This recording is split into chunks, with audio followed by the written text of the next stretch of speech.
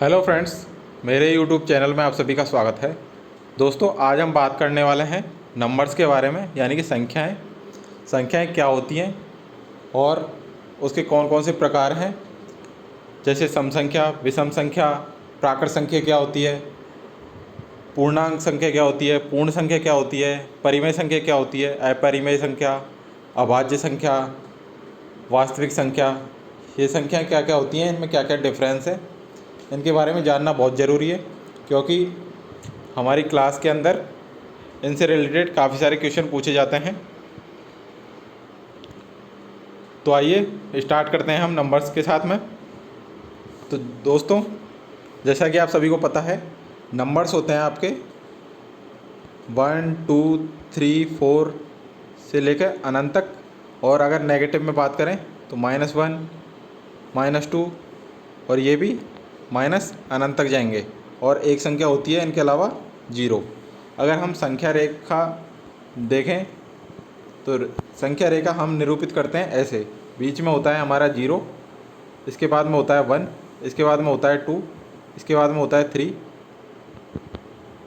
इसी प्रकार ये अनंत तक जाता है। और लेफ़्ट साइड में होता है आपके -1, -2 और ये भी इधर अनंत तक जाता है, माइनस अनंत तक। तो आइए, अब आपने संख्या रेखा देखी, संख्या रेखा कैसे होती है और संख्याएं कौन कौन सी होती हैं, अब हम इसके बारे में देख लेते हैं। तो सबसे पहले हम बात कर लेते हैं सम संख्या की। तो सम संख्याएं वे संख्या होती हैं जिन संख्याओं में 2 का भाग पूरा पूरा चला जाए। एक बार वापस रिपीट कर देता हूँ। सम संख्याएं वे होती हैं जिसमें 2 का भाग पूरा पूरा चला जाए, या 2 के पहाड़े के अंदर जो जो संख्याएं आती हैं वह सम संख्याएं कहलाती हैं। उदाहरण 2, 4, 6, 8, 10, 12, 14 ऐसे गैप चलता जाएगा और अनंत तक जाएगा। तो इसकी परिभाषा अगर आप लिखना चाहें तो लिख सकते हैं, 2 से पूरी बार विभाजित होने वाली संख्या सम संख्या कहलाती है। नेक्स्ट है विषम संख्या। तो विषम संख्या वे होती हैं जिनमें 2 का भाग पूरा पूरा नहीं जाता है, यानी कि जो संख्याएं हमने ऊपर देखी हैं इनके अलावा जितनी भी संख्याएं आएंगी वह सब विषम संख्याएं होती हैं। उदाहरण 1 3 5 7 9 11 13 15 ऐसे अनंत तक। और अगर इसकी परिभाषा लिखनी है आपको तो आप लिख सकते हैं, वे संख्याएं जो 2 से पूरी बार विभाजित नहीं होती विषम संख्याएं कहलाती हैं। अब हम बात कर लेते हैं प्राकृत संख्या, पूर्ण संख्या, पूर्णांक संख्या, इनके बारे में। तो दोस्तों, प्राकृत संख्या वे संख्याएं होती हैं जो 1 से लेकर अनंत तक होती हैं, यानी कि 1 से लेकर अनंत तक। अनंत को ऐसे लिखते हैं हम, और हिंदी में तो आपको पता ही है कैसे लिखते हैं, और गणित में अनंत को इस तरीके से लिखा जाता है। तो 1 से अनंत तक जितनी भी संख्याएं होती हैं वह प्राकृत संख्याएं होती हैं। और इसको अगर निरूपित करना है, हमें प्रदर्शित करना है, कैसे प्रदर्शित करते हैं प्राकृत संख्या को, तो प्राकृत संख्या को हम n लिखकर प्रदर्शित करते हैं। अगर आपको पेपर में सिर्फ n लिख रखा है, इसका मतलब है वो आपसे प्राकृत संख्याएं पूछना चाह रहा है या आपको बता रहा है। तो परिभाषा लिखनी है आपको, तो लिख लीजिए, 1 से लेकर अनंत तक की समस्त संख्याएं प्राकृत संख्याएं कहलाती हैं। ये प्रकृति द्वारा ली गई संख्याएं हैं, इन्हें n द्वारा प्रदर्शित किया जाता है। उदाहरण 1 2 3 4 5 से अनंत तक। इसी प्रकार पूर्ण संख्या है।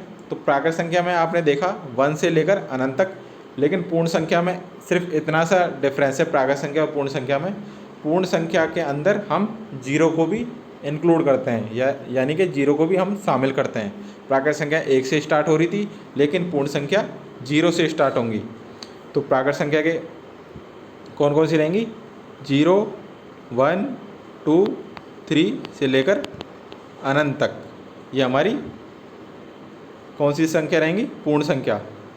प्राकृत संख्या को हम n से लिखते थे, इनको n बराबर कर देते हैं, और पूर्ण संख्या को हम लिखते हैं W से। पूर्ण यानी होल नंबर, तो ये W। और n का मतलब क्या होता है इंग्लिश में बोले तो? नेचुरल नंबर, यानी कि प्राकृत संख्याएं।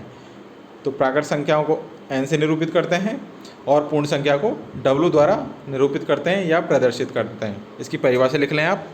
इसकी परिभाषा है, शून्य से लेकर अनंत तक की समस्त संख्याएं पूर्ण संख्या कहलाती हैं।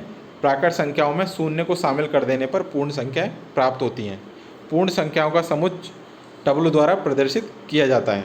तो ये तो बात हो गई प्राकृत संख्याएं और पूर्ण संख्याओं के बारे में। अब हम बात कर लेते हैं पूर्णांक संख्याओं के बारे में।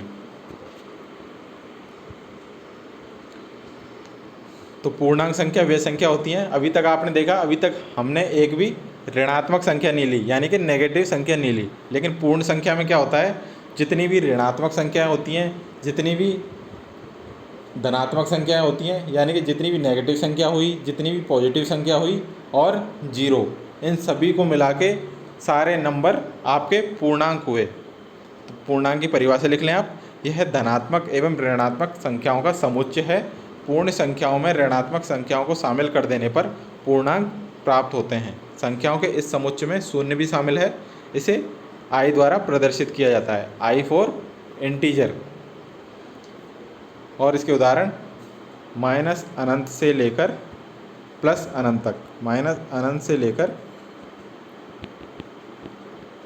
प्लस के अनंत तक, ये -1, ये 0, अब इधर 1 2 3 से लेकर अनंत तक, इस तरीके से करना है। यानी कि जो हमने संख्या रेखा निरूपित की थी, ये वाली संख्या रेखा जो माइनस अनंत से लेकर प्लस के अनंत तक थी, यहाँ पे बीच में 0 था, इधर 1 2 3, तो ये पूरी की पूरी संख्या आपकी एक तरीके से पूर्णांक संख्या कहलाएगी। तो इसकी परिभाषा लिख लें। अब देखते हैं धन पूर्णांक। तो जो हमने ये देखिए, आपने पूर्णांक देखा, इसमें 0 से लेकर अनंत तक जो संख्याएं हुई उनको हम कहेंगे धन पूर्णांक, और -1 से लेकर अनंत तक जो संख्या हुई, माइनस अनंत तक, वो हुई ऋण पूर्णांक।